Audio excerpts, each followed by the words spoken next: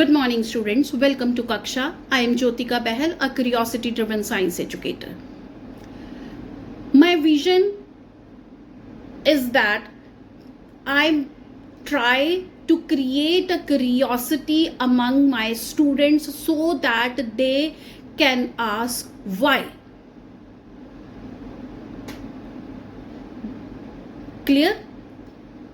So why curiosity? Why I am always using word curiosity? Because curiosity always creates a bridge between what we know and what we want to know. This curiosity word always pushes us to ask why to our mentors. But fear always holds us back to ask why. In that series, I'm asking you, have you ever thought a word introduced by Newton, a word force introduced by Newton, acts differently in different conditions? क्या आपने कभी भी इस चीज को summarise किया और कभी सोचा कि किस तरह से एक वर्ड फोर्स जिसको न्यूटन ने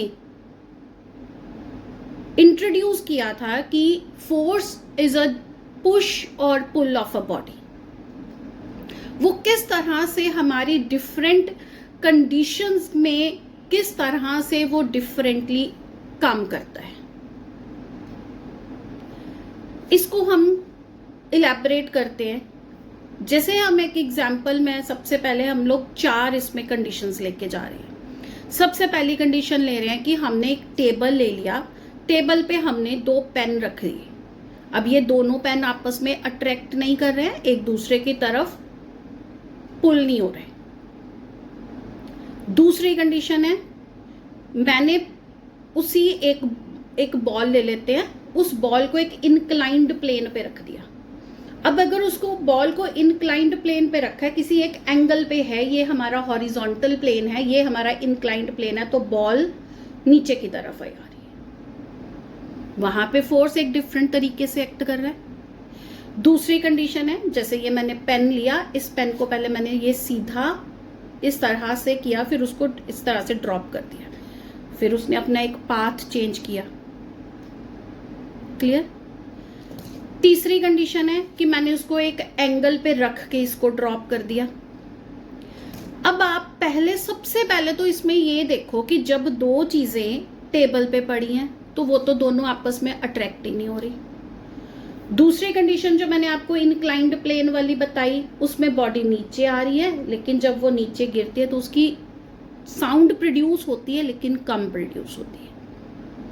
लेकिन जैसे ही हमने ये बॉल पेन, जैसे मैंने पकड़ा, यही मैंने बॉल पकड़ी और इसको जोर से नीचे इस तरह से फेंक तो ठा धम की आवाज आएगी। इसी तरह से जब एक हमने ऑब्जेक्ट को इस तरह से ड्रॉप किया at an angle with the horizontal, तब भी जब बॉडी नीचे गिरेगी तो धम की आवाज आती है। अब इसका मतलब वहां पे कुछ ना कुछ एक ऐसा फिजिकल क्वांटिटी काम कर रहा है, डिफरेंटली काम कर रहा है, जो चारों कंडीशंस में, डिफरेंट कंडीशंस में डिफरेंटली एक्ट कर रहा है। अब वो किस तरह से करता है, हम उसको आज एक्सप्लेन करते हैं। अब हमारी फर्स्ट कंडीशन को देखते हैं। फर्स्ट कंडीशन में हमने क्या किया है कि हमने 2 ऑब्जेक्ट्स को टेबल पर प्लेस कर दिया। अब ये 2 ऑब्जेक्ट्स जो हैं, इनको 2 फोर्सेस तो आपस में बैलेंस कर रहे हैं। एक इसका रिएक्शन फोर्स जो अपवर्ड डायरेक्शन में लग रहा है और उसी के एक्शन में डाउनवर्ड डायरेक्शन में उसके वेट एक्ट कर रहा है। इस बॉडी पर भी सेम है। ये दोनों तो एक दूसरे के सेम लाइन ऑफ एक्शन पे है, जिसके कारण इन दोनों ने एक दूसरे के इफेक्ट को कैंसिल आउट कर दिया। उसके बाद यहाँ पर हमारे दोनों बॉडीज पे एक फोर्स एक्ट कर रहा है। ये तो हमारा अप्लाइड फोर्स होगा, जो हम इसको बाहर से एक्सटर्नली अप्लाई करेंगे, जो जैसे हमने इसको पुश किया। लेकिन उसके अब क्योंकि हम इसको पुश तो कर नहीं रहे हैं, हमने जैसे इस पेन को यहाँ पे प्लेस किया, इसके साथ हमने ये पेंसिल प्लेस कर दी, दोनों के डाउनवर्ड डायरेक्शन में वेट एक्ट कर रहा है और अपवर्ड डायरेक्शन में रिएक्शन फोर्स, दोनों ने एक दूसरे को बैलेंस कर दिया, इसलिए कैंसिल आउट हो गया। उसके साथ साथ आप देखो इन दोनों में दोनों के सरफेसेस जो हैं, दोनों के सरफेसेस, अब आपने सुना है कि अगर दो सॉलिड बॉडीज आपस में कांटेक्ट में होती हैं तो उनमें एक फ्रिक्शन फोर्स भी एक्ट करता है। इसका मतलब यहां पर इन दोनों बॉडीज के ऊपर एक स्टैटिक फ्रिक्शन एक्ट करता है। स्टैटिक फ्रिक्शन को रिमूव करने के लिए हमें एक एक्स्ट्रा एक्सटर्नल फोर्स अप्लाई करना पड़ता है जिसके कारण ये दोनों मूव कर सके। अब यहां पर क्या है, हमने बाहर से कोई एक्स्ट्रा फोर्स अप्लाई नहीं किया है, लेकिन यहां पर फ्रिक्शन फोर्स तो लग रहा है। अब क्या हो रहा है कि यहां पर जो फ्रिक्शनल फोर्स लग रहा है, यानी कि 3 फोर्सेस जो यहां पे एक्ट कर रहे हैं, रिएक्शन फोर्स, वेट और फ्रिक्शन, इन तीनों का जो रिजल्टेंट मैग्नीट्यूड हो गया वो मोर देन हो गया जो इसके ऊपर फोर्स लगना था, जिसके कारण ये दोनों एक दूसरे की तरफ अट्रैक्ट हो गए। तो इसका मतलब इन दोनों बॉडीज के बीच में अट्रैक्टिव फोर्स तो है, लेकिन वो फोर्स जो है वो नेग्लिजिबल अमाउंट में है, जो कि इस फ्रिक्शनल फोर्स को ओवरकम नहीं कर पा रहे। और जो यहां पे फ्रिक्शनल फोर्स लग रही है वो कौन सी लग रही है, स्टैटिक फ्रिक्शन लग रही है। क्लियर हो गया? क्योंकि रिएक्शन और वेट ये दोनों तो एक दूसरे को बैलेंस करके कैंसिल आउट ही हो चुके हैं। क्लियर हो गया?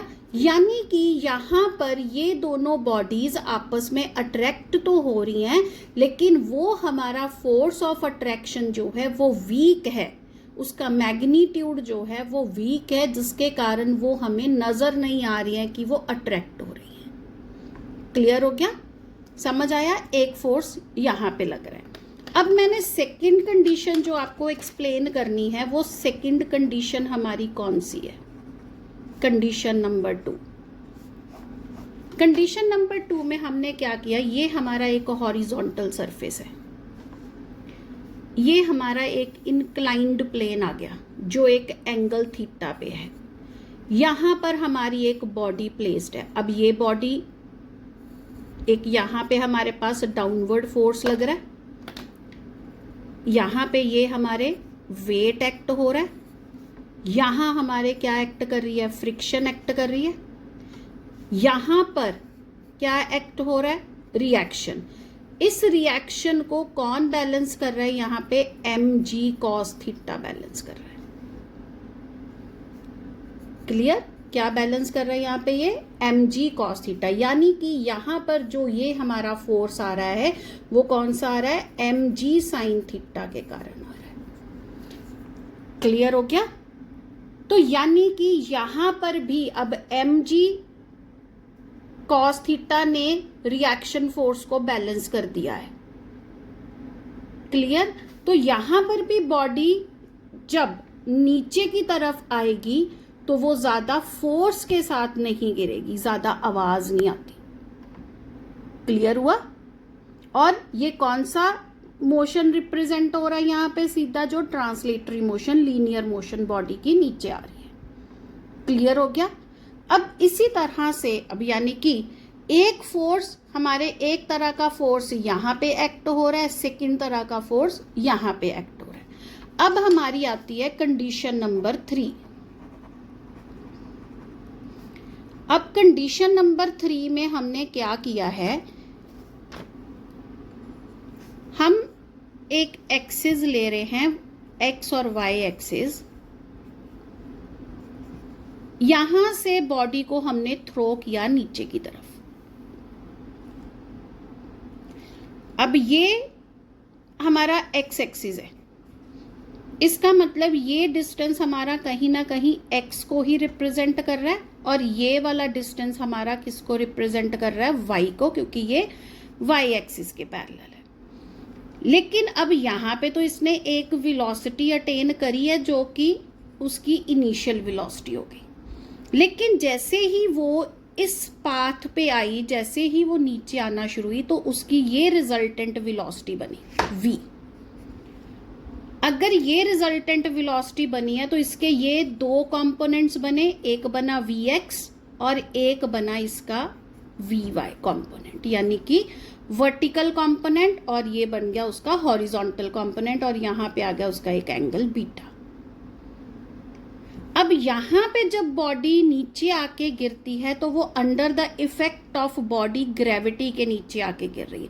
यहां पर भी अंडर ग्रेविटी नीचे गिरती है, लेकिन यहां पर वो कहीं ना कहीं एंगल पर भी डिपेंड कर रही है, क्योंकि जिस तरह से ये इंक्लिनेशन एंगल चेंज होगा वैसे वैसे उसका गिरना भी अलग होगा। अब यहां पर जब बॉडी नीचे आके गिरती है अपनी मैक्सिमम रेंज, क्योंकि आपको पता होगा, आपने सुना होगा, ये होती है हमारी मैक्सिमम रेंज, ये हमारी रेंज है, जो हॉरिजॉन्टल डिस्टेंस मैक्सिमम वो कवर करती है वो उसका हॉरिजॉन्टल रेंज होता है। क्लियर? यानी कि अब यहां पर बॉडी जो है वो अंडर द इफेक्ट ऑफ जब ग्रेविटी गिरी तो उसकी ट्रेजेक्ट्री कहीं ना कहीं कौन सी आ रही है? पैराबोलिक आ रही है। लेकिन इन दोनों कंडीशंस में उसकी ट्रेजेक्ट्री कौन सी आ रही है? जो पाथ फॉलो कर रही है वो लीनियर आ रही है। यहां कौन सी आ रही है ट्रेजेक्ट्री? उसकी पैराबोलिक आ रही है। क्लियर? अब उसकी हमने फोर्थ कंडीशन कौन सी लेनी है? अब कंडीशन 4 कौन सी है? अब यहां पर भी देखो फोर्स दो तरह से यहां पे, और ये थर्ड तरीके से करा। अब यहां पे जो मैंने फोर्थ कंडीशन ली, अब उसने क्या किया, यहां से ये बॉडी, इसको मैंने एक इंक्लाइंड पोजीशन से इसको एक गिराया नीचे, आया नीचे, फिर ये एक एंगल थीटा से गई, यानी कि इनिशियली उसने एक u वेलोसिटी अटेन करी, जिसके भी दो कंपोनेंट्स बने, एक बना u x कंपोनेंट और एक बना उसका u y कंपोनेंट। फिर उसने यहां आके मैक्सिमम हाइट अटेन कर ली। क्या अटेन करी इसने? यहां पे एक मैक्सिमम हाइट अटेन कर ली, जिसके बाद उसने अपनी फाइनल वेलोसिटी अटेन करनी शुरू करी जब वो नीचे की तरफ आई under the effect of gravity, यानी v के साथ। यानी यहां पर भी तो इसके वेलोसिटी के दो कंपोनेंट्स बन गए, एक vx कंपोनेंट बना और एक vy कंपोनेंट बना, और ये उसका एंगल बीटा फॉर्म हो गया। अब आप देखिए हमारे पास ये 4 कंडीशंस हैं, लेकिन चारों में ही हमारी बॉडी जो है वो डिफरेंटली एक्ट कर रही है। इन दोनों कंडीशंस में जब बॉल नीचे गिरती है या कोई भी ऑब्जेक्ट नीचे गिरता है तो आवाज आ रही है। अब ये आवाज जोर से क्यों आई? क्योंकि देखो यहाँ पर जो हमारी दोनों कंडीशंस हैं, इन दोनों कंडीशंस में बॉडी को सिर्फ एयर रेजिस्टेंस को अपोज करना है। बॉडी को किस फ्रिक्शन को अपोज करना है? एयर फ्रिक्शन को अपोज करना है। और साथ की साथ यहाँ पर हमारी acceleration due to gravity g 10 metre per second square, जो हम 9.8 जो है हमारी रेगुलर वैल्यू मान के तो 10 मीटर पर सेकेंड स्क्वायर लेके चलते हैं, यानी कि इतनी तेज वेलोसिटी से बॉडी जो है वो नीचे आके गिर रही है, जिसके कारण जब वो वेलोसिटी आके गिर रही है तो यहाँ बॉडी अपनी कौन सी एनर्जी रिप्रेजेंट कर रही है? यहाँ वो कर रही है पोटेंशियल एनर्जी। यहाँ आके वो काइनेटिक एनर्जी में चेंज होता जा रहा है नीचे। अब जब एनर्जी चेंज हो रही है, अब हमें law of conservation of energy भी पता है, तो यहाँ पे जब बॉडी, क्योंकि ग्रेविटी ने उसको बहुत जोर से अपनी तरफ खींचना है ताकि वो नीचे आ सके, उसकी तरफ, अर्थ की तरफ अट्रैक्ट हो सके, तो जैसे जैसे वो अर्थ की तरफ अट्रैक्ट होती जा रही है वैसे वैसे उसका फोर्स भी उसके ऊपर बढ़ता जा रहा है, और वो जोर से आके जब नीचे गिरती है तो वो जब जोर से आके अर्थ के ऊपर टकराती है तो वो आवाज करती है, क्योंकि काइनेटिक एनर्जी फिर अपने आप को किस में कन्वर्ट करने की कोशिश करती है? साउंड एनर्जी में कन्वर्ट करने की कोशिश करती है। इन दो कंडीशंस में बॉडी में क्या हो रहा है, दोनों बॉडीज को जो फ्रिक्शन ओवरकम करनी पड़ रही है वो सॉलिड बॉडी की ओवरकम करनी पड़ती है, जिसके कारण जो हम इसमें एक्सटर्नल फोर्स अपनी तरफ से अप्लाई करते हैं उसका कुछ पार्ट इस फ्रिक्शन को खत्म करने में चला जाता है। क्लियर? तो इसी कारण यहाँ पर बॉडी हमारी रेस्ट में रहती है, यहाँ पर जब बॉडी हमारी नीचे आती है, जब फोर्स के साथ नीचे आ रही है तो वो साउंड ज़्यादा प्रोड्यूस नहीं करती। इन दोनों कंडीशंस में फोर्स भी ज़्यादा प्रोड्यूस होता है क्योंकि यहाँ पे ग्रेविटी एक्ट करती है, और वेलोसिटी फोर्स जब जोर से उनको खींचता है तो जब बॉडी आके अर्थ के ऊपर गिरती है तो वो साउंड प्रोड्यूस करती है। और यहाँ पे उसने सिर्फ फ्रिक्शन कौन सी रिमूव करनी है, जो एयर रेजिस्टेंस क्रिएट हो रही है। अब यहाँ पे तो सॉलिड बॉडी है, जो हमारा फ्रिक्शन होगा वो फ्रिक्शन जो है वो क्या करेगा, सॉलिड बॉडी के फ्रिक्शन को हमें एक्स्ट्रा फोर्स लगाना पड़ेगा क्योंकि एयर है, एयर का जो फ्रिक्शन है, जो रेजिस्टेंस है, क्योंकि एयर क्या है, गैसियस फॉर्म है लेकिन उसमें स्पेस तो है, जिसके कारण उसको ओवरकम करना इजी है। इन दो कंडीशंस में ओवरकम करने के लिए हमारा एक्स्ट्रा फोर्स यूज हो जाता है। तो ये हमारी 4 कंडीशंस हैं। देखो न्यूटन ने हमें एक कॉन्सेप्ट दिया फोर्स, लेकिन देखो एक ही कॉन्सेप्ट फोर्स को हम किस तरह से अपने 4 कंडीशंस में अलग अलग तरीके से इस्तेमाल करते हैं। यहाँ पर हम बॉडी रेस्ट में रखते हैं, ये हमारी कंडीशन। आप बड़ी एक कॉमन एग्जांपल ले सकते हो, जो हमारे घरों के बाहर हम इंक्लाइंड प्लेन बनाते हैं, ठीक है, जिससे हम अपनी कार्स को ऊपर लेके जाते हैं, तो वो एंगल डिसाइड करता है। ये जो है, ये वाले जो है, जो हमारे मिसाइल्स है, जो डिफेंस सिस्टम है, वो अपने मिसाइल्स को कितनी दूर से फेंके, किस एंगल से रखें कि ताकि उनका ये जो रेंज है, मैक्सिमम हॉरिजॉन्टल रेंज, वो कितना आ सके। क्लियर हुआ? तो ये सारी चीज़ें, एक हमारा कॉन्सेप्ट, सिर्फ फोर्स जो है, देखो वो एक ही फोर्स है जो हमारी 4 डिफरेंट कंडीशंस में, हमारी चारों कंडीशंस में एक सिर्फ वेलोसिटी वाले कंसेप्ट को ही किस तरह से डिफरेंटली हैंडल करता है।